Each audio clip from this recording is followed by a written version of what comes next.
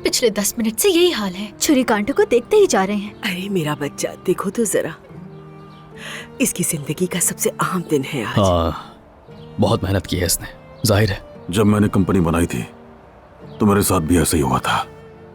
अल्लाह गवाह है, 1 घंटे तक उस छोटे से ऑफिस को बाहर से देखता रहा था। तो फिर अब ऐसा करते हैं, सुबह पहले टेंडर जीत लेते हैं और फिर औजान के फिता में शरीक होते हैं। हाँ? तो बेटा कब निकले? अरे कहाँ जा रहे हैं जानेमन? इतना सारा दबाव, इतनी भाग दौड़, उमर संभाल लेगा। हाँ अम्मी ठीक कह रही बाबा, आप बस आराम करें यहाँ पर और खुशखबरियाँ हम सुनाएंगे आपको। तो ये बात है। हाँ यही बात है। यानी हमारा काम सिर्फ बैठकर अपने खानदान पर फख्र करना है ना? जी ऐसा ही है जानेमन।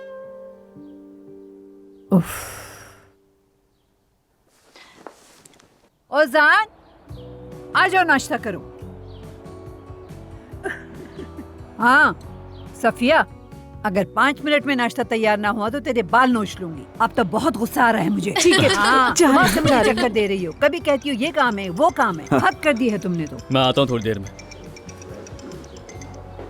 क्या कर रहे थे आप आ जाओ, भाई? आ जाओ मेरे शहजादे। 10 मिनट से तुम्हें देख रही हूँ, क्या सोच रहे थे?